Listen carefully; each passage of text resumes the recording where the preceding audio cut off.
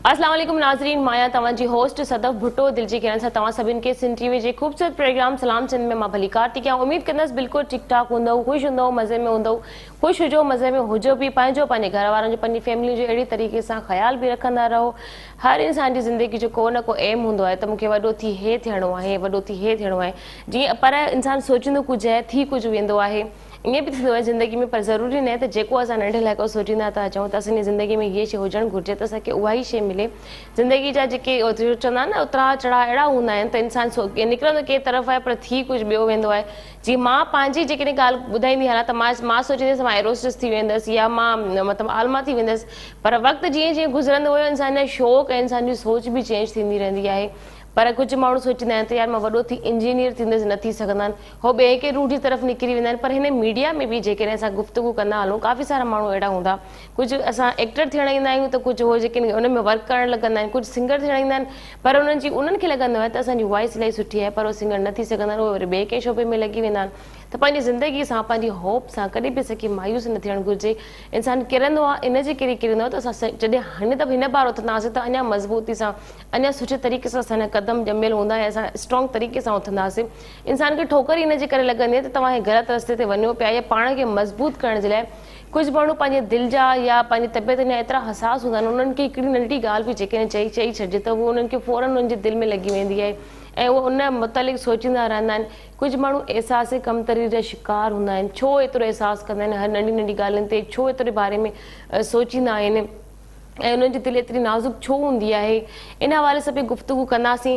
पर जेकॾहिं हिकिड़ी ॿी बि मां ॻाल्हि कंदी हलां, कुझु माण्हू या कुझु छोकिरियूं बि, कुझु असांजूं जेके भेनरूं आहिनि उहे बि सोचींदा आहिनि त यार मां वॾी थी जेका न डॉक्टर थींदसि, ऐं उनजे वालिदेन जो बि ख़्वाबु हूंदो आहे त यार मां डॉक्टर थींदसि। पर डॉक्टर थियणु ऐं डॉक्टर जे तव्हांजे अंदरि जेके उहे सलाहियतूं आहिनि उहे हुजण बि हिकु वॾी नेमत हूंदी आहे, इहो अलाह जो हिकिड़ो वॾो तोहफ़ो हूंदो आहे। इन हवाले सां जेकॾहिं मां गुफ़्तगू कंदी हलां, कुझु माण्हू डॉक्टर असां जॾहिं फॉर एक्ज़ाम्पल करे ईअं बि थींदो आहे, असां मेडिकल ते वेंदा आहियूं, असां पंहिंजे बारे में ॿुधाईंदा आहियूं यार मथे में इलाही सूर आहे पर फलाणी गोरी असरु कोन थी करे, का सुठी टेबलेट ॾेई छॾियो। इन जो मक़सदु इहो हूंदो आहे त उन्हनि खे डॉक्टरी जे हिसाब सां या उन जी क्वालिफिकेशन जे हिसाब सां उन्हनि खे थोरी घणी ॼाण हूंदी आहे। चवंदा ठीकु आहे हीअ टेबलेट नथा खाओ, तव्हां हे खाए छॾियो। असांजे ॿार जे पेट में सूरु हूंदो आहे, डॉक्टर जी लंबी लाइन आहे, असांखे उते न लॻणो, पर मेडिकल ते वञी चवंदा आहियूं यार पेट में सूरु अथसि, का सुठी गोरी त ॾिजो या कुझु नयो सुठो सीरप त ॾिजो, असांखे ईज़ीली मिली वेंदो आहे। त इंसान खे डॉक्टर हुजणु ज़रूरी न हूंदो आहे, पर उनजी सलाहियतूं उनजे हुजण बि इहा वॾी नेमत हूंदी आहे। इन ई हवाले सां बि गुफ़्तगू कंदासीं। ऐं हिकिड़ी ॿी बि ॻाल्हि तव्हांखे कंदी हलां, जेकॾहिं कोई बीमार आहे, कंहिंखे बुखार आहे, कोई फीवर आहे, या उन्हनि खे इहे अलामतूं छो थींदियूं आहिनि, उन्हनि कुझु कंहिं बीमारी जी अलामत असांखे जेकॾहिं फॉर एक्ज़ाम्पल तव्हांखे डेंगी थियल आहे, अलाह न करे त उनजी फस्ट अलामत छा हूंदी आहे, असांखे कहिड़े टाइम ते डॉक्टर ॾे वञणु घुरिजे, असांखे छा करणु घुरिजे। ऐं कुझु जेकी फिज़ियोथेरेपी जी जेकॾहिं ॻाल्हि कयूं त कुझु टिप्स अहिड़ियूं हूंदियूं आहिनि तव्हां पंहिंजे घर वेठे बि पाण खे संभाले सघो था। कुझु शयूं कुझु पार्ट अहिड़ा कंदो त तव्हांजी तबियत बिल्कुलु ओके थियणु लॻंदी। इंसान खे पंहिंजो पाण बि ख़्यालु रखणु घुरिजे, ईअं न सोचिजे सभु अलाह सां ईअं अलाह वेठो आहे असांखे संभालण वारो आहे। तव्हांजी पंहिंजी बि कुझु महिनत हुजणु घुरिजे। मौज़ूस महिमाननि सां तव्हांखे मां मिलाईंदी हलंदसि। वंस अगेन तव्हांखे मां ॿुधाईंदी हलां, नंबर तव्हांजी स्क्रीन ते आहे, तव्हां असांजे प्रोग्राम में कॉल करे सघो था। ऐं कॉल करे जेकॾहिं कंहिंजी बर्थडे आहे या कंहिंजी शादी आहे या कंहिंजी हाणे नई बेबी या बाबा पैदा थियो आहे त तव्हां असांखे ॿुधाए सघो था, गुफ़्तगू करे सघो था, प्रोग्राम में कॉल करे शेरो शाइरी बि करे सघो था, पंहिंजी आवाज़ में असांखे सॉन्ग बि ॿुधाए सघो था। ऐं खोड़ सारी कचेरियूं बि थी सघनि थियूं, कंहिंजे गोॾनि में सूरु आहे या किथे बि कोई बि तकलीफ़ आहे। मक़सदु चवण जो आहे त असांजा जेके मौज़ूस महिमान आहिनि, PhD कयल आहे उन्हनि जी, ऐं इलाही क़ाबिल एतिराम आहिनि, डॉक्टर बि आहिनि, त उन्हनि हवाले सां मां बि गुफ़्तगू कंदसि। तव्हांजा बि जेकॾहिं का दिमाग़ में सवाल आहिनि त प्रोग्राम में शामिल थी करे गुफ़्तगू करे सघो था। फर्स्ट ऑफ ऑल जेके मां पंहिंजे महिमान सां मिलाईंदसि, डॉक्टर इम्तियाज़ हुसैन कलोड़, अस्सलाम वालेकुम। वालेकुम सलाम। कीअं आहियो तव्हां? ठीकु आहे, तबियत सही आहे तव्हांजी? ऐं ॿिया जेके इहे बि असांजा डॉक्टर आहिनि, हिननि सां बि मिलाईंदा हलंदासीं। डॉक्टर फज़ल बरकी, अस्सलाम वालेकुम। कैसे हैं आप? ठीक है, तबियत सही है आपकी? बड़ी खुशी हुई आप लोग हमारे प्रोग्राम में आए। ऐं नाज़रीन जेके असांजा घर भाती आहिनि, असां हमेशह ई हूंदा ई आहिनि, उहे जेकॾहिं घर में न हुजनि त मज़ो ई कोन ईंदो। पर ईअं नामुमकिन ॻाल्हि आहे त घर जो को अफ़राद न हुजे घर में ऐं असां सही तरीक़े सां वेठा हुजूं। मोहरम नाज़, अस्सलाम वालेकुम।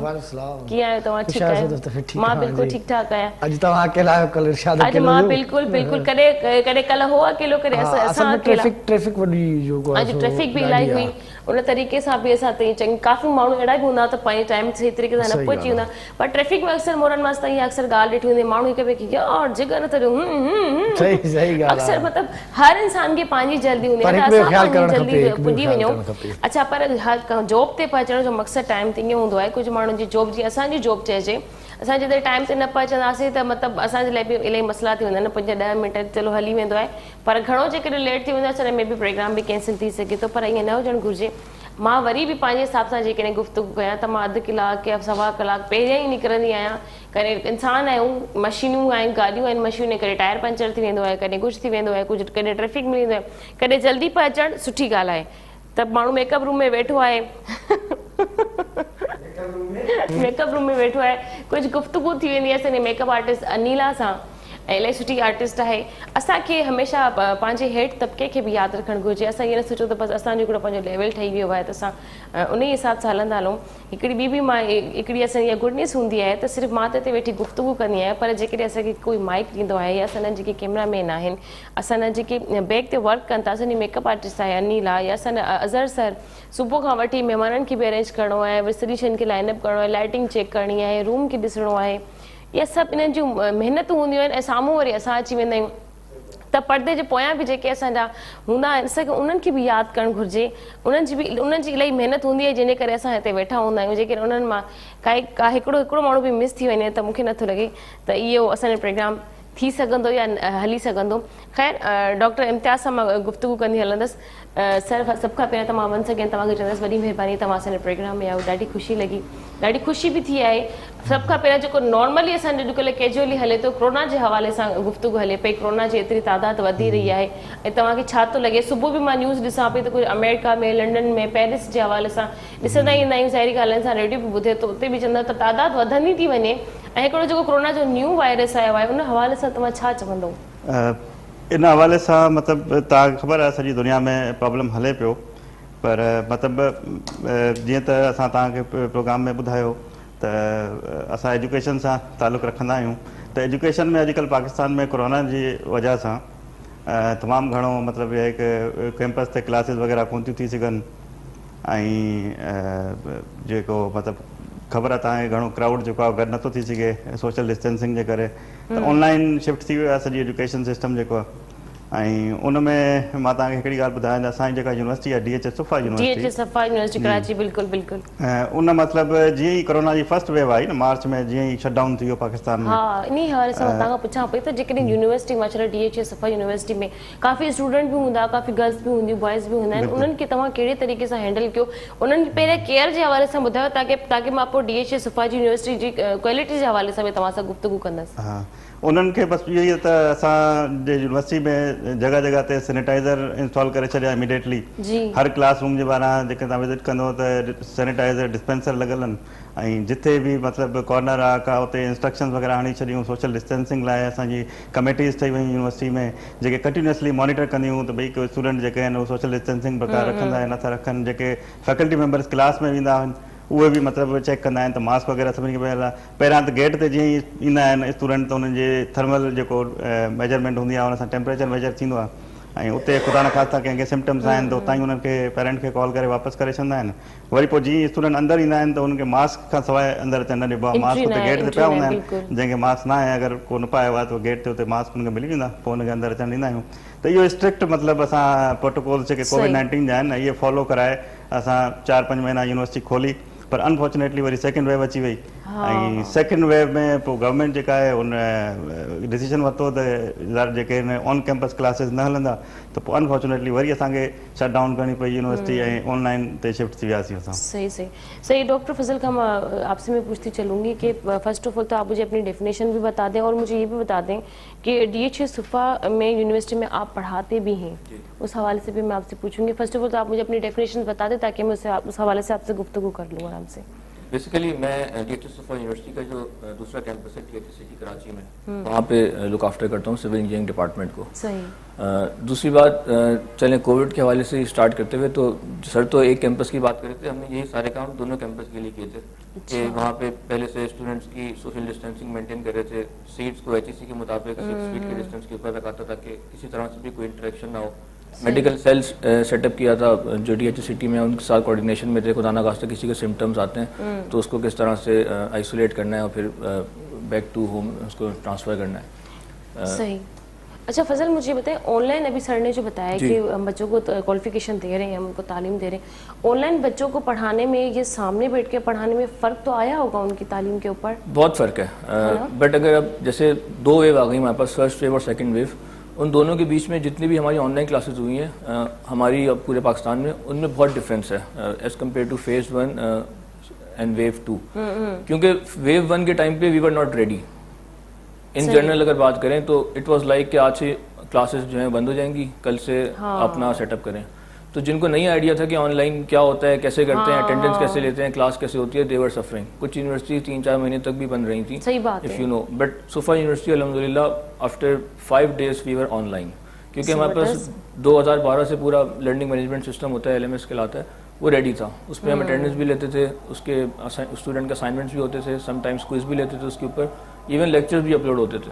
तो हमारे लिए एक नई चीज़ सिर्फ ये थी कि हमें क्लासेस ऑनलाइन लेनी थी, तो it was not very difficult. सफ़ा यूनिवर्सिटी तो वैसे ही कराची में बड़ी मशहूर, नंबर 1 पे जा रही होगी यकीनन, लेकिन कहने का मकसद ये है कि वहाँ के स्टूडेंट भी काफ़ी काबिल होते हैं और उनको कहीं पे अगर वो अपनी डिग्री लेके जाते हैं इजीली उनको जॉब भी मिल जाती है। काफ़ी सारे मेरे दोस्त भी हैं जो सफ़ा यूनिवर्सिटी में पढ़ते भी हैं, और कहने का मकसद ये है कि वहाँ की एक, कुछ लोग कहते हैं कि ऑनलाइन अगर पढ़ा रहे हैं हम बच्चों को तो क्या उन पर असर होगा फलाना, लेकिन मैं ये पूछती हूँ उन लोगों से कि अगर ऑनलाइन क्लासें नहीं देंगे तो आप चले दूसरा ऑप्शन बता दें, हम क्या करें? जी, समथिंग इज बेटर देन यही है, नथिंग। बिल्कुल राख से रोशनी बनानी चाहिए, कम से कम बच्चों को एंगेज तो रखा हुआ है ना, उनके ऊपर ये सख्ती तो है कि नहीं हमें पढ़ना है। मेरे काफ़ी सारे दोस्त हम बैठे हुए होते हैं, नहीं मुझे जाना है, मेरी ऑनलाइन क्लासेस हो रही है, मेरे पेपर हो रहे हैं, मेरा टेस्ट हो रहा है, मुझे फील होता है कि यार बाकी मुझे टेंशन है कि मुझे ऑनलाइन पढ़ना है। कुछ लोगों की ये थिंक होती कि यार भाई ऑनलाइन में तो जो बच्चा टीचर सामने बैठ के पढ़ाता है, उसको डांट रहा होता है, उसको सुना रहा होता है, वो चीज़ें नेट पे क्या चीज़ें मिलेंगी, फलाना होगा। तो मैं उन लोगों से एक क्वेश्चन है कि चलो ये भी ना करते हैं तो फिर क्या करें, आप कोई दूसरा हल बता दें। ये मेरे ख्याल से तो ये बहुत अच्छी चीज़ है। छोटे छोटे बच्चों को भी मैंने देखा है, मेरे पेपर हो रहे हैं ऑनलाइन, में घर जा रहा हूँ। आपकी बात को आगे बढ़ाते हुए, जैसे जब क्लास कैंपस में होती हैं क्लासेस, तो लेट सपोज एक कोर्स की 40 क्लासेस हैं, तो टीचर पहले से डिसाइड करता है कि इन 40 क्लासों में मुझे ये पढ़ाना है। उनमें से मैक्सिमम 1 या 2 क्लास ऐसी होती हैं जिसमें रिवीजन होता है, बाकी 38 क्लासेस में स्टूडेंट को नया सीख रहा होता है। ऑनलाइन में अगर आप क्लास लेते हैं तो आपका लेक्चर रिकॉर्डेड होता है, स्टूडेंट के पास 24 आवर्स हैं, वो कभी भी जाके ऑनलाइन चेक कर ले कि टीचर ने क्या पढ़ाया था। खुदा ना खास्ता क्लास मिस भी हुई किसी वजह से, या क्लास में समझ नहीं आया, तो उसके पास 24 घंटे हैं उसको रिकैप करने के लिए, पूरे सेमेस्टर के लिए, अगले 4 महीने के लिए। तो कभी कभार राख से जो है ना रोशनी भी निकल जाती है। तो कोविड ने ये नई चीज़ें हमें बताई हैं, खासतौर पे एजुकेशन के हवाले से भी, कि आप किस तरह से इम्प्रूव कर सकते हैं और किन टेक्नोलॉजीज़ को यूज़ कर सकते हैं। हम जैसे लेट सपोज पहले खाली क्लास में पढ़ाते थे, इस वक्त हम बच्चों को ऑनलाइन की वजह से सॉफ्टवेयर भी ऐड कर देते हैं कि ये सॉफ्टवेयर हैं, आप इंस्टॉल करें, मैं अपने कंप्यूटर में इंस्टॉल करता हूँ, मैं यहाँ से सिखाता हूँ, आप वहाँ से अपने कंप्यूटर पर सॉल्व करें। तो घर बैठे ही पढ़ाई भी कर ली, लेक्चर भी रिकॉर्ड हो गया, रिकैप भी कर लिया और सॉफ्टवेयर भी सीख ली। तो दोनों एस्पेक्ट्स हैं कोविड के और आगे बढ़ने के। सही बात है। अच्छा डॉक्टर इम्तियाज़, मां तव्हां खां बि पुछंदी हलंदसि, काफ़ी माण्हुनि खे इहो बि हूंदो त तव्हांजी यूनिवर्सिटी में उन्हनि खे एडमिशन न मिली सघंदो हूंदो, तव्हांजी यूनिवर्सिटी में एडमिशन वठण जे लाइ असांखे छा कहिड़ा फॉर्म फिल करणु घुरिजनि, या असांखे घणा मार्क्स खपनि, या असांखे उन ते पुॼण जे लाइ असांखे छा करणु घुरिजे? इहो ख़ैर मां पंहिंजे क्वेश्चन खे कंप्लीट कंदसि, पर वक़्तु हिकिड़े नंढड़े कमर्शियल ब्रेक जो थी वियो आहे। नाज़रीन, वक़्तु थियो आहे हिकिड़े नंढड़े कमर्शियल ब्रेक जो। जेकॾहिं तव्हां बि सफ़ा यूनिवर्सिटी में एडमिशन वठणु चाहियो था त असांजा प्रोफेसर तव्हां सां गॾु वेठा आहिनि, तव्हां असांजे प्रोग्राम में कॉल करे सघो था। पर हलंदासीं हिकिड़े नंढड़े कमर्शियल ब्रेक जे तरफ़। ब्रेक खां पोइ जल्द वापस था अचूं, ॾिसंदा रहो, पंहिंजो गुफ्तगू करूँगी। पर जेको मैंने जो डॉक्टर साहब से एक सवाल किया, ज़रा मैं उनका जवाब ले लूँ, उसके बाद फिर मैं आपके तरफ भी आती हूँ। जी डॉक्टर साहब, जीअं मां तव्हांखे पुछी रही हुयसि त ॿारनि खे जेकॾहिं तव्हांजे कॉन्टेक्ट करणु, कराची जे ॿारनि खे त ईज़ीली उन्हनि खे सभु ख़बर हूंदी आहे, एडमिशन थी बि वेंदो आहे। जेकॾहिं अंदरूनी सिंध खां कोई अचे थो तव्हांजी यूनिवर्सिटी में एडमिशन वठण जे लाइ, त हुनखे छा करिणो पवंदो, उतां तव्हां सां कीअं कॉन्टेक्ट करनि, थोरो ॿुधाईंदा हलिजो। असांजी यूनिवर्सिटी जो जेको पूरो एडमिशन सिस्टम आहे उहो ऑनलाइन आहे, त जेको बि अगरि पूरे सिंध मां बल्कि पूरे पाकिस्तान में एडमिशन वठणु चाहे थो त उहो DHS सफ़ा यूनिवर्सिटी गूगल में लिखी वेबसाइट ते हले वञे, ऐं वेबसाइट ते फिर एडमिशन जो टैब आहे, एडमिशन में उते ऑनलाइन ई हुनखे फॉर्म भरिणो आहे। फॉर्म भरे छॾंदो त उते पोइ हुनखे एडमिशन वारा हुन सां कॉन्टेक्ट कंदा आहिनि पाण ई, ऐं उते क्योंकि फॉर्म में हुनजो पंहिंजो नंबर बि हुनखे कॉन्टेक्ट वग़ैरह इन्फॉर्मेशन ॾियणी पवंदी आहे, ऐं कॉन्टेक्ट वंस मिली वियो असांजे एडमिशन ऑफिस खे, त एडमिशन ऑफिस हुन सां कॉन्टेक्ट कंदी ऐं पोइ वरी अॼुकल्ह कोविड जे करे टेस्ट बि असांजो ऑनलाइन ई हले पियो, कैंपस ते अची करे एडमिशन टेस्ट न ॾियणो पवंदो आहे। अच्छा अच्छा छो जो सभु यूनिवर्सिटी इहो ई प्रैक्टिस कई आहे त टेस्ट बि हुनजो ऑनलाइन ई असां वठंदासीं। सर तव्हांखे लॻे थो त जेके टेस्ट ॾींदा आहिनि उहे जेके चीटिंग करे ॾींदा हुजनि पोइ न उनमें असां अहिड़ो सिस्टम रखियो आहे त चीटिंग मिनिमाइज़ करे छॾी आहे। माना उहो टाइमिंग अहिड़ी रखंदा आहियूं, रेंडमाइज़ेशन हूंदी आहे क्वेश्चन्स में ऐं ऑप्शन्स जेके हूंदा आहिनि उहे बि रेंडमाइज़ थी ईंदा आहिनि। त इवन दो ॿ टे ॼणा गॾिजी अगरि ख़ुदा न ख़ास्ता वेठा बि आहिनि तॾहिं बि जेको आहे उहो उते कंट्रोल थी वेंदो आहे रेंडमाइज़ेशन जे करे, हिक ॿिए खे माना मदद कोन करे सघंदा आहिनि। त इन करे मतिलबु एडमिशन टेस्ट खे माना अहिड़ी तरह सेट कबो आहे त जीअं इहे शयूं मिनिमाइज़ थी वञनि, इहे सॼियूं ज़हन में हूंदियूं आहिनि असां जॾहिं टेस्ट सेट कंदा आहियूं न, त ईअं माना करे सघनि था, घर वेठे उहो अप्लाई करे सघनि था। ऐं एडमिशन क्राइटेरिया असांजो उहो ई आहे जेको हायर एजुकेशन कमीशन सेट कंदी आहे, या वरी जेके इंजीनियरिंग काउंसिल वग़ैरह आहे या नेशनल कंप्यूटिंग काउंसिल आहे, बिज़नेस काउंसिल आहे, इहे जेके क्राइटेरिया सेट कंदियूं आहिनि उहो ई साॻियो क्राइटेरिया आहे असांजो।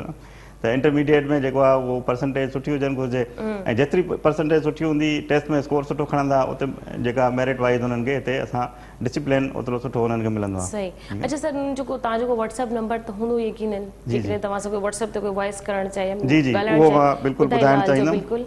व्हाट्सएप नंबर एडमिशन्स जो जेको आहे न 0324 244 595, हीअ असांजो 0324 244 595, हीअ असांजो एडमिशन ऑफिस जो नंबर आहे।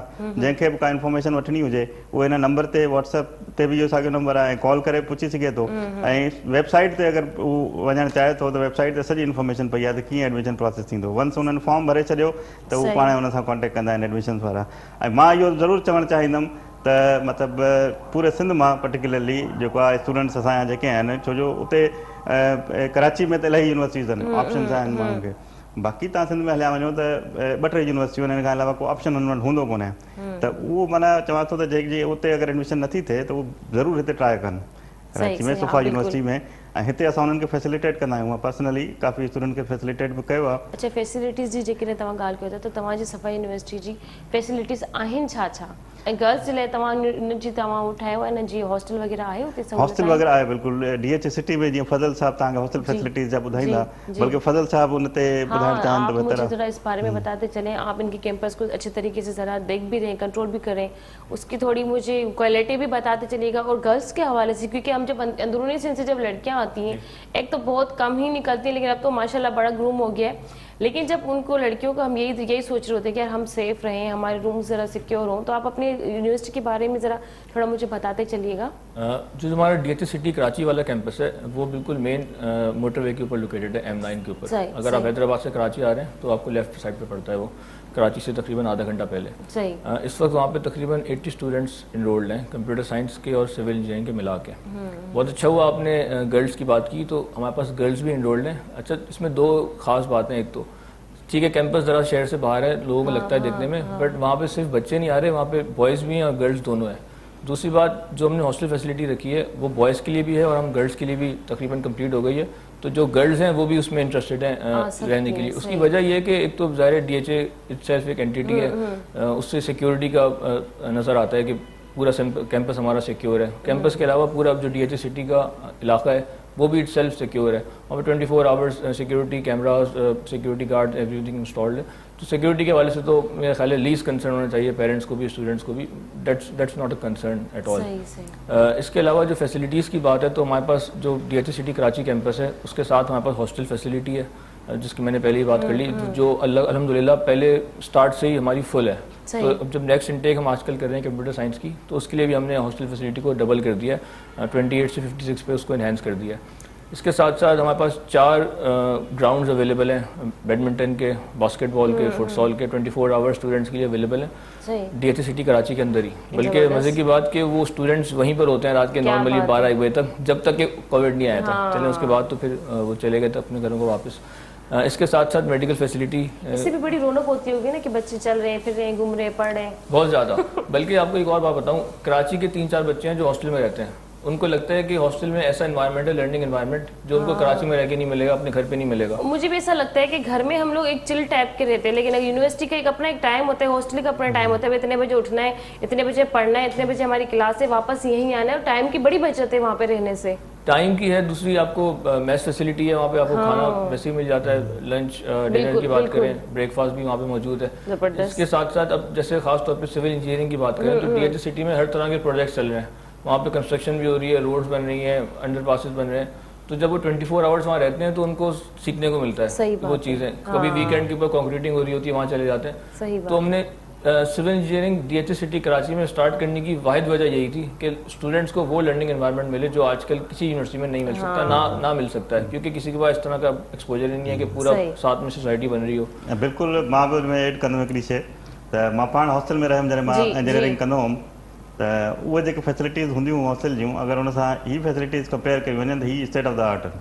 हिन जो मतिलबु बहितरीनु हॉस्टल फैसिलिटीज़ आहिनि जंहिंमें तव्हांखे मतिलबु लंच डिनर ऐं सॼियूं ब्रेकफास्ट खां अलावा जेके स्पोर्ट्स फैसिलिटीज़ आहिनि न, छो जो DH मतिलबु पाण कंस्ट्रक्शन में हिकिड़ो वॾो नालो आहे, त उहो सॼो हुननि स्टूडेंट्स खे फैसिलिटेट करे छॾिया। इहो ई रीज़न आहे जो कराची जा बि स्टूडेंट जेके वेझो रहंदा उहे बि हॉस्टल प्रेफर कंदा घर खां, तो उन्हनि खे हॉस्टल में जॾहिं रहंदा न पढ़ण खां सवाइ ॿियो कमु आहे कोन आहे कोन। इहा ई उमिरि हूंदी आहे इंसान के जो एजुकेशन हासिल करे वठंदो त दिमाग़ में सभु शयूं अची वेंदियूं, पोइ त वरी माइंड ई अहिड़ो डाइवर्ट थी वेंदो आहे, मतिलबु हर असांखे सम्झ में न ईंदो आहे त तालीम खे के खाने में रखूं, के क्वालिफिकेशन। मूंखे थोरी ॿुधाईंदा हलिजो डॉक्टर साहब त सफ़ा यूनिवर्सिटी जो मतिलबु छा इन वर्ड जो मतिलबु आहे छा? इनजी तमामु ख़ूबसूरत मीनिंग आहे। सुफ़ा मतिलबु असाबे सुफ़ा जो नालो तव्हां ॿुधो हूंदो, हीउ हिकिड़ो प्लेटफॉर्म आहे बेसिकली मस्जिद नबी में, जिते नबी सगोरा बीह करे साहबा खे तालीम ॾींदा हुआ, त उहो नालो यूनिवर्सिटी जो उतां रिलेट कयो वियो आहे, त मतिलबु जितां तव्हां नॉलेज डेसिमेट कयो, एजुकेशन वग़ैरह ॾियो माण्हुनि खे, त इहो माना हिकिड़ो पाक नालो आहे यूनिवर्सिटी जो।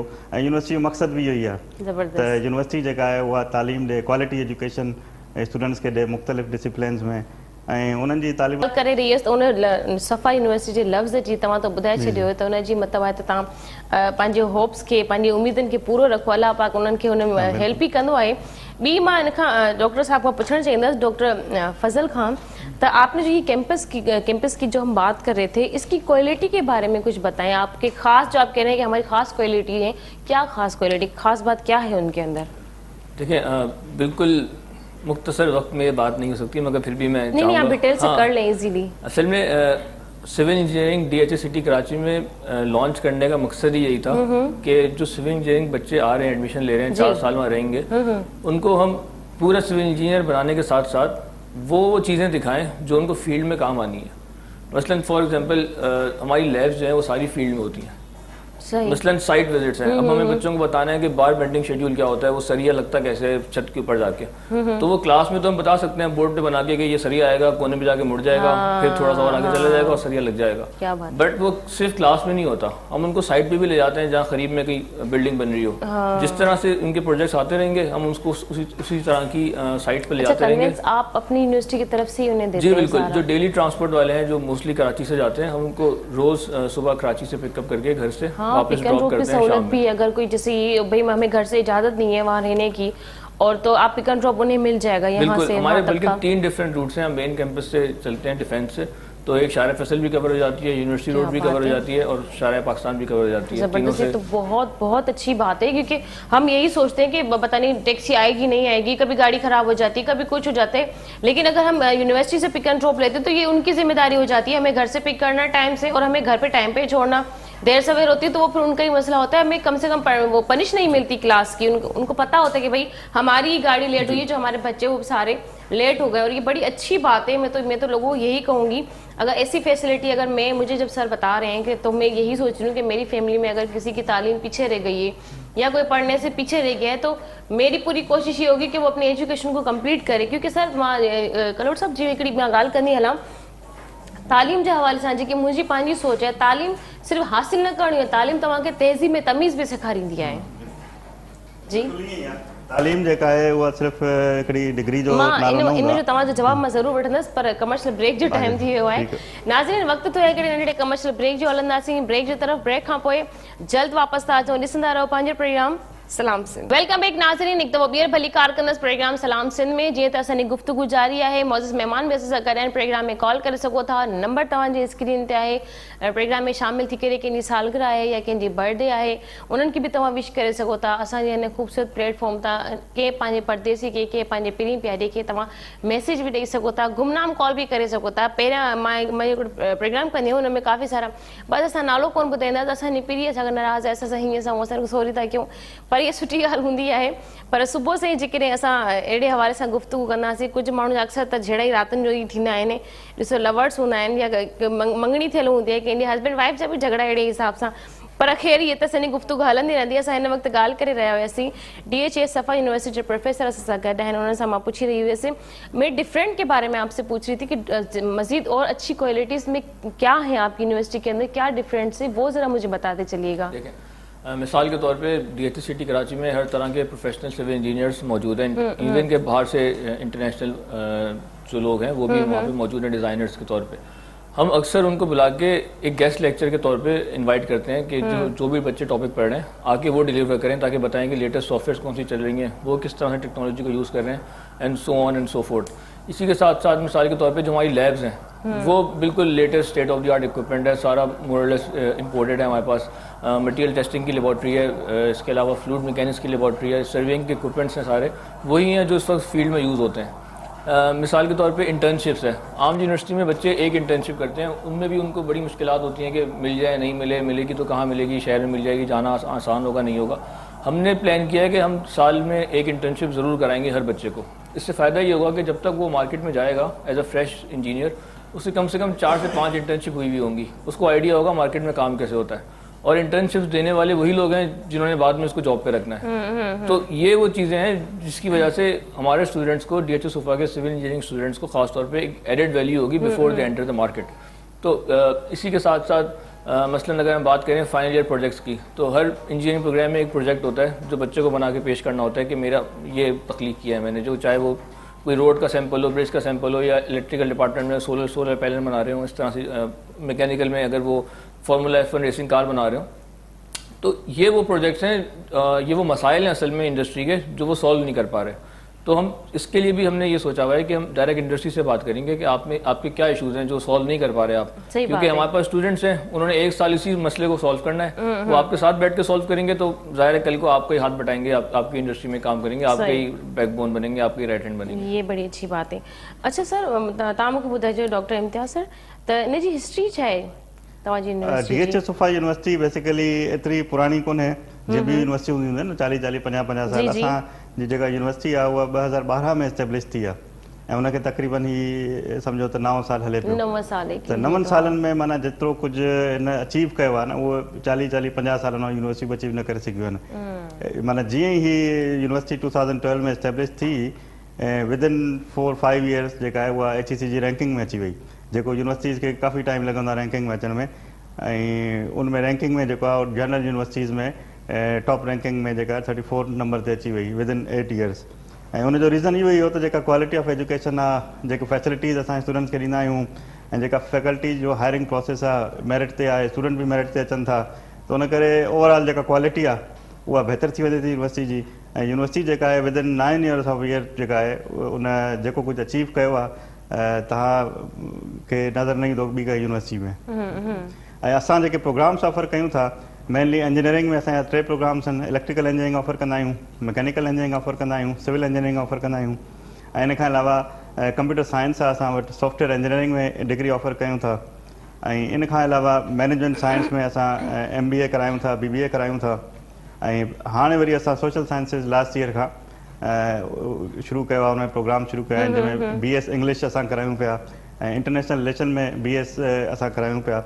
ऐं इन खां अलावा नेक्स्ट ईयर्स में असांजो काफ़ी वॾो प्लान आहे एक्सपेंशन जो। DHS सिटी में असांजी मल्टी स्टोरी बिल्डिंग ठहे पई। अच्छा हाँ सर, मां हिकिड़ी ॿी तव्हां पंहिंजी ॻाल्हि कंप्लीट कयो, पोइ मां तव्हांखे ॿियो बि सवाल कंदसि। जी DHS सिटी में असांजी मल्टी स्टोरी बिल्डिंग ठहे पई, त उनमें असांजो प्लान इहो आहे त नेक्स्ट विदिन 2-3 ईयर्स तव्हां ॾिसंदव असां BS आर्टिफिशियल इंटेलिजेंस AI जो तव्हां दौरु आहे तमामु घणो, उहो शुरू कंदासीं। डेटा साइंस में असां डिग्री प्रोग्राम शुरू करण वारा आहियूं, ऐं इन खां अलावा BS साइकोलॉजी मैथमेटिक्स ऐं मतिलबु मुख़्तलिफ़ डिग्री प्रोग्राम तव्हां ॾिसंदो त जल्दी असांजे यूनिवर्सिटी में शुरू थियण वारा आहिनि। मतिलबु जीअं मशरूम ग्रो कंदी आहे न यूनिवर्सिटी, उहा ग्रोथ तव्हांखे नज़र ईंदी विदिन 2-3 years। अच्छा सर, यूनिवर्सिटी में जीअं तव्हां ॿुधायो पिया त तव्हांजा डिज़ाइनर जा कोर्स बि थियनि था, उन खां अलावा ॿिया कहिड़ा कहिड़ा कोर्सिस आहिनि? इन खां अलावा डिग्री कुझु प्लानिंग्स आहिनि त असांखे हाणे हे शयूं एड करणु घुरिजनि या असां करण वारा आहियूं? इन खां अलावा असांजे डिग्री प्रोग्राम खां अलावा असांजे टेक्निकल कोर्सिस ऑफर थियनि था, शॉर्ट कोर्सिस जेके 2 महीने या 4 महीने या 6 महीननि जा। उनमें वेब डिज़ाइनिंग जो अॼुकल्ह असां करायूं पिया, रोबोटिक्स ते आहे, इंडस्ट्रियल ऑटोमेशन ते करायूं पिया, ऐं अहिड़े क़िस्म सां बाक़ी ॿिया नंढा नंढा कोर्सिस आहिनि। रियल इस्टेट ते कोर्स हले पियो, छो जो रियल इस्टेट तव्हां ॾिसो डिफेंस में तमामु घणो हुनजो आहे, त उन ते हिकिड़ो शॉर्ट कोर्स असांजो करंटली हले पियो in collaboration with the real estate association. ऐं उनमें इनफैक्ट डॉक्टर फज़ल ई आहिनि जेके मैनेज कनि पिया सॼो। माना अहिड़े क़िस्म जा शॉर्ट कोर्सिस असां इलाही करायूं पिया जेके विदिन शॉर्ट टाइम जेके कोर्स अटेंड करण वारा आहिनि उनखे स्किल्स मिली वेंदा, उहो डायरेक्ट पंहिंजो बिज़नेस स्टार्ट कंदा। जबरदस्त। अहिड़े क़िस्म जूं काफ़ी शयूं असां इनिशिएटिव। अच्छा, डिसिप्लिन के बारे में आप मुझे बता चलें अपनी यूनिवर्सिटी के बारे में कि डिसिप्लिन के आपके क्या क्या उनके वहाँ पर हैं, या उनके अंदर कितनी सख्ती है, कितनी नरमी है, उनके साथ उस्ताद या टीचर्स किस तरीके से उनके साथ बिहेवियर रखते हैं? डिसिप्लिन के हवाले से हम काफ़ी स्ट्रिक्ट हैं। अच्छा। नो डाउट हम उसको फॉलो भी करते हैं, बट अच्छी बात यह है कि हमारे बच्चे जो हैं दे नो दिस, वो खुद भी ख्याल रखते हैं कि कब जो भी लिमिट है, जो भी लाइन है उसको क्रॉस नहीं करते। मैं डिसिप्लिन कमेटी का भी मेंबर रहा हूँ अपनी यूनिवर्सिटी में जी। तो पूरे 1.5 से 2 साल में कभी 1-2 केस आ गए, खुदा ना खास्ता कुछ हुआ तो एक कोई मिसरप्शन हो गई किसी बच्चे के साथ, किसी बच्ची के साथ, तो हो जाता है, वरना बहुत ही कोई 1-8 दफ़ा साल में कभी हो गया तो हो गया। ऐसा कोई डिसिप्लिन का इशूज़ नहीं आता अल्हम्दुलिल्लाह दोनों कैंपसेस में। अच्छा, फॉर दैट मैटर।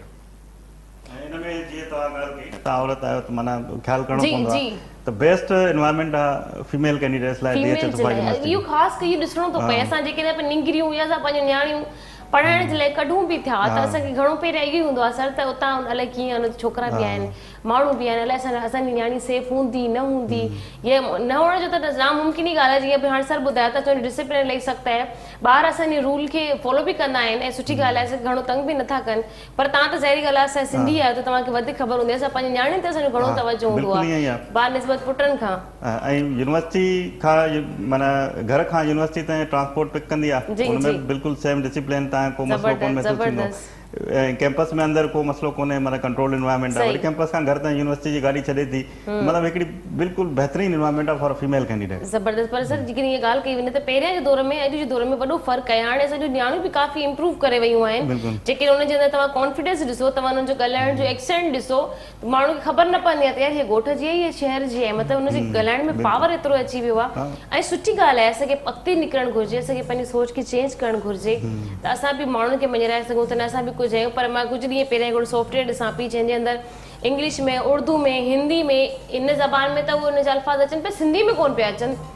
हा, त मूंखे इहो फील थिए पई यार असांजी ॿोली एतिरी पोइते आहे जो असांजी ॿोली खे हिंदी में मतिलबु इंडिया जी ज़बान में आहे, इंग्लिश में आहे, उर्दू में आहे, सिंधी में बि हुजणु घुरिजे। पर जॾहिं कुझु अरसो गुज़रियो मूंखे ख़बर पई त हिन में सिंधी में बि अची वियो आहे, गूगल ते या ॿिनि जॻहनि ते तव्हां सिंधीअ में बि ॻाल्हाए लिखंदो त तव्हांखे उहा शइ अची वेंदे साम्हूं। मूंखे यकीन मञियो एतिरी ख़ुशी थिए पई त किथे त प्रमोट थियूं, पर हाणे जेका सिंधी टोपी अजरक जा सिंधी जेके ॾियारा हूंदा आहिनि त सॼी दुनिया में असांखे मशहूरु करे छॾियो आहे।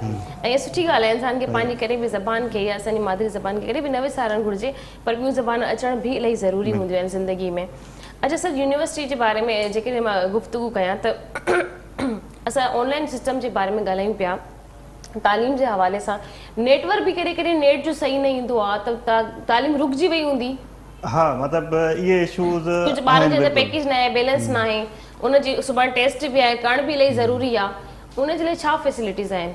इहो बिल्कुलु इशू आहे। हिकिड़ो त इंटरनेट जो इशू आहे, ॿियो बिजली हली वेंदी आहे कंहिंजे घर, बिजली हली वेंदी आहे, ॾिसो वाईफाई लॻल हूंदा आहिनि। उन लाइ माना असांजी यूनिवर्सिटी त छा कंदी आहे, जेके ऑनलाइन लेक्चर हलनि पिया न त असांजो IT सिस्टम अहिड़ी शइ खे सपोर्ट कंदा त उनजी रिकॉर्डिंग असांजे जो लर्निंग मैनेजमेंट सिस्टम आहे उन ते रिकॉर्डिंग पई हूंदी आहे। त ख़ुदा न ख़ास्ता कंहिं स्टूडेंट जी बिजली ते हली वञे, राति जो कहिड़े टाइम तव्हांजी लाइट अचे, तव्हांखे उतां सिर्फ़ु डाउनलोड करिणो आहे, ॾिसणो आहे, त उहो जेकॾहिं लाइव नथो अटेंड करे सघे त पोइ हुन लाइ ऑप्शन हूंदो आहे त उहो वञी करे रिकॉर्डेड लेक्चर ॾिसंदो आहे, ऐं उनमें अगरि कंहिंखे प्रॉब्लम आहे स्टूडेंट खे त उहो टीचर सां कॉन्टेक्ट में हूंदो आहे, उन खां पुछंदो आहे छा आहे, त उहो इन तरीक़े सां इन मसइलनि खे असां टैकल कयूं पिया। صحیح. اچھا فضل, آپ مجھے تھوڑا یہ بھی بتاتے چلیے گا کہ ابھی جو ہم بات کر رہے تھے کہ انسان کو تعلیم کے ساتھ ساتھ تمیز بھی آنی چاہیے, تہذیب بھی آنی چاہیے, آپ اس بات کو ایگری رکھتے ہیں؟ 100%, انفیکٹ 101%. یونیورسٹی جو ہے نا وہ آپ ایسے سمجھ لیں کہ ایک اسکول لائف ہوتی ہے, اسکول انٹرمیڈیٹ, بیچ میں یونیورسٹی ہوتی ہے اور پھر پریکٹیکل لائف. وہ ایک برج ہے بالکل, کہ وہ جو بچپنا نکل کے اور جو ڈائریکٹ پریکٹیکل لائف میں جا رہے ہیں نا, اس کو بیچ میں صرف یونیورسٹی کے 4 سال ہے کہ وہ کتنا تمیز والا ہے. ہم بھی اس کو صرف باتوں کی حد تک نہیں, we practically implement this as well in university. ہماری یونیورسٹی میں تقریباً, میں آپ کے اس جواب کو ضرور کمپلیٹ کروں گی پر ایک بریک کا ٹائم ہو گیا. ناظرین, وقت थियो आहे कि नंढड़े कमर्शियल ब्रेक जो हलंदासीं. ब्रेक जी तरफ़ ब्रेक खां पोइ जल्द वापसि था अचूं. ॾिसंदा रहो पंहिंजो प्रोग्राम सलाम सिंध. कुझु ॿार अहिड़ा बि हूंदा आहिनि यूनिवर्सिटी में एडमिशन, उनखे शौक़ु त घणो हूंदो आहे पढ़ण जो, एडमिशन वठण जो बि, पर उन वटि एतिरी प्रोवाइड न हूंदी आहे, एतिरी फैसिलिटी न हूंदी आहे, या उन वटि पैसा न हूंदा आहिनि फीस पे करण जा, त उन जे लाइ छा सहूलियत आहिनि? कुझु माफ़ी वाफ़ी आहे? जी जी, उनमें यूनिवर्सिटी जेका आहे पर्टिकुलरली हिकिड़ी स्कॉलरशिप आहे जंहिंखे असां चवंदा आहियूं नीड बेस्ड स्कॉलरशिप. अच्छा अच्छा. उहा यूनिवर्सिटी उन लाइ अमाउंट जेको आहे हर साल एलोकेट करे रखंदी आहे ऐं उहो माना मिलियंस रुपीज़ में हूंदो आहे. ज़बरदस्त. ऐं उनमें अहिड़ा स्टूडेंट जेके फ़ी पे न करे सघंदा आहिनि, बट हू माना तालीम जे हवाले सां बहितरीनु हूंदा आहिनि, मेरिट में ईंदा आहिनि, त उन्हनि खे यूनिवर्सिटी सपोर्ट कंदी आहे. उन्हनि खे 100% ताईं वेव ऑफ करे छॾंदी आहे फ़ी ऐं उन्हनि खे फैसिलिटेट कंदी आहे. त अहिड़े क़िस्म जी स्कॉलरशिप असां वटि आहिनि जेके स्टूडेंट या उन्हनि जा पेरेंट्स, कुझु केसिस ईअं बि थींदा आहिनि जो शुरू में उहे सही हूंदा आहिनि, विच में फैमिली क्राइसिस जे करे थींदो आहे त उहे फाइनेंशियली थोरा पोइते हलिया वेंदा आहिनि, त हू कहिड़े टाइम बि नीड बेस्ड स्कॉलरशिप. कॾहिं सर के स्टूडेंट 4-6 महीना तव्हांखे फीस न ॾिनी हुजे, तव्हां चयो जेसिताईं फीस न ईंदी असां तव्हांखे पढ़ाईंदासीं कोन, वञो घर वञी वियो? न न, ईअं कोन कंदा आहियूं असां. ईअं माना अहिड़ा केसिस बि थींदा आहिनि जो 2-2 साल पढ़ंदा आहिनि पिया, त असां उन्हनि खे इहो चवंदा आहियूं त तव्हां फॉर्म भरे छॾियो नीड बेस्ड स्कॉलरशिप जो, उन में स्कॉलरशिप में असां उन्हनि खे वेव ऑफ करे छॾंदा आहियूं. इन खां अलावा असांजा मुख़्तलिफ़ एग्रीमेंट्स थियल आहिनि फाउंडेशन सां. जीअं तव्हां सिटीज़न फाउंडेशन ॿुधो हूंदो, सिटीज़न फाउंडेशन बि माना ईअं हिकिड़ा जेका फाइनेंशियली पोइते पियल पेरेंट्स हूंदा आहिनि उन्हनि खे सपोर्ट कंदो आहे, कर्ज़ हसना ॾींदो आहे, त असां उहो सॼो फैसिलिटेट कंदा आहियूं. यूनिवर्सिटी जा एग्रीमेंट थियल आहिनि ऐं जेको बि फाइनेंशियली पोइते आहे पर टेक्निकली स्ट्रॉन्ग आहे, पढ़ण में तमामु सुठो आहे, उनखे असां इनकरेज कंदासीं त उहो यूनिवर्सिटी में अप्लाई करे. इहो न ॾिसे त यूनिवर्सिटी जी फ़ी घणी आहे या छा आहे. अगरि उहो मेरिट में सुठो आयो, उनजो एडमिशन थी वियो, त उनखे ज़रूरु असां मेरिट स्कॉलरशिप ॾींदासीं. तव्हांजी यूनिवर्सिटी में DHA सफ़ा यूनिवर्सिटी कराची में जेकॾहिं एडमिशन वठण जे लाइ को अहिड़ो टेस्ट ॾियणो पवंदो आहे या तव्हां उन जा जेके पोइते सर्टिफिकेट्स आहिनि उन में घणा मार्क्स हुजनि जो तव्हांजी यूनिवर्सिटी में उनखे एडमिशन मिली वेंदो? असांजे यूनिवर्सिटी जो पंहिंजो हिकिड़ो टेस्ट थींदो आहे जंहिंमें उनखे 50% मार्क्स 100 मां खणणा पवंदा आहिनि. ये भी सुठी ॻाल्हि आहे. घटि में घटि 50 त खणो. हा, 50 खणनि घटि में घटि. 50 खां घटि ईंदा आहिनि त पोइ हुनखे असां एडमिशन ऑफर न करे सघंदा आहियूं. 50 खां मथे जेके स्टूडेंट्स हूंदा आहिनि पोइ हुननि जी असां मेरिट ठाहींदा आहियूं. पोइ जेके टॉप ते ईंदा आहिनि, असांजी जेतिरी कैपेसिटी आहे तक़रीबन हर साल असां 800 स्टूडेंट खणंदा आहियूं, त 800 स्टूडेंट जी अगरि टॉप उन में अचे थो त पोइ हुनखे असां एडमिशन ऑफर करे सघंदा आहियूं. अगरि हुन में नथो अचे त पोइ असां उनखे एडमिशन ऑफर कोन करे सघंदा आहियूं. त इहो मेरिट असां रखी आहे, इन जो फ़ाइदो इहो थींदो आहे त क्वालिटी ऑफ एजुकेशन बहितर थिए थी. सही. अच्छा फजल सर, जैसे हमारी एक बात अधूरी रह गई थी कि इंसान को तालीम के साथ साथ तहजीब और तमीज़ होना बड़ी ज़रूरी है. वो उसका घर का माहौल का भी बताता है और फिर वो उसकी तालीम का भी बताता है किसी ने कितना पढ़ा लिखा है. कुछ आपको भी स्टूडेंट कुछ ऐसे मिल जाते होंगे जिनको बात करने की तमीज़ नहीं होती होगी, तो उन बच्चों को आप कैसे मैनेज करते हैं? ठीक है, मैं यही समझता हूँ कि यूनिवर्सिटी जो है वो ग्रूमिंग प्लेटफॉर्म होता है किसी भी स्टूडेंट के लिए. बिल्कुल. मसलन अगर आप बहुत ही आम ज़बान में बात करें तो जो गाड़ी का दूसरा गियर होता है यूनिवर्सिटी वो होती है. आप पहले गियर से तीसरे गियर में जाने के लिए, तीसरा गियर अगर आपकी इंडस्ट्री है तो आपको दूसरे गियर को बिल्कुल सही काम करना चाहिए. अगर वो किसी भी एस्पेक्ट में रह जाएगा, चाहे वो एजुकेशन हो, चाहे ग्रूमिंग हो, चाहे बात करने का तरीका ही क्यों ना हो, तो तब भी स्टूडेंट रह जाएगा. इसको हमने एड्रेस करने के लिए डिफरेंट सोसाइटीज़ बनाई हैं स्टूडेंट्स की. मसलन एक सोसाइटी है जो सिर्फ मन को देखती है, मन is model United Nations. Student जाते हैं दूसरी यूनिवर्सिटी में जाके बात करते हैं, जैसे यूनाइटेड नेशन में बहस मुबाहिसा होता है उसमें पार्टिसिपेट करते हैं. तो सिर्फ उनको बात करना नहीं आता, वहाँ पे इंग्लिश भी आती है, टीम बनाना भी आती है, टीम वर्क भी सीखते हैं. इसी तरह से 16 और सोसाइटीज़ हैं हमारे पास. लिटरेरी सोसाइटी है, फोटोग्राफी सोसाइटी है, आर्ट्स की सोसाइटी है जिसमें ड्रामे वगैरह बना के वो पूरा शूट करते हैं. इनफैक्ट हम इंडस्ट्री से लोग बुला के फिर उनको वैल्यूएट भी करते हैं कि सबसे अच्छा ड्रामा या स्क्रिप्ट किसका था and so on so forth. तो ये are complete program. University complete program भी होना चाहिए. सिर्फ एजुकेशन नहीं होती या सिर्फ पढ़ाई नहीं होती, it should be sports as well, extra curricular activities as well. उसके बगैर कभी भी स्टूडेंट जो है ना वो इंडस्ट्री के लिए रेडी नहीं रहता. सही बात है, सही बिल्कुल. अच्छा डॉक्टर इम्तियाज़, कुछ प्रोग्राम जो वक्त पानी पुॼाणी त पहुची वियो आहे, त कोई लास्ट मैसेज ॾियणु चाहींदो?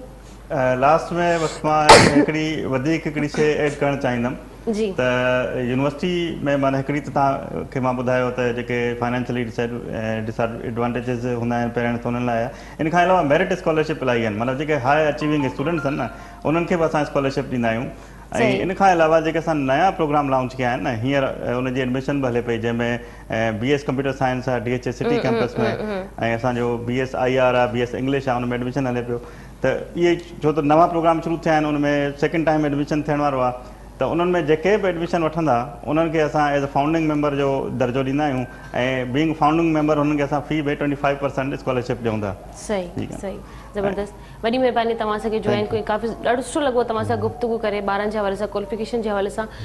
फजल सर, आप कोई लास्ट में मैसेज देना चाहेंगे?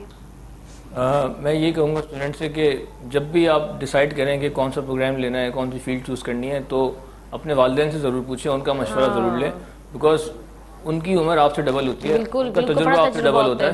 दे बेटर नो कि आपके लिए कौन सी फील्ड अच्छी रहेगी बनस्बत के आप खुद से कोई चूज़ करें। तो हमेशा वालिदैन को नज़रिए को ज़रूर पता होना चाहिए।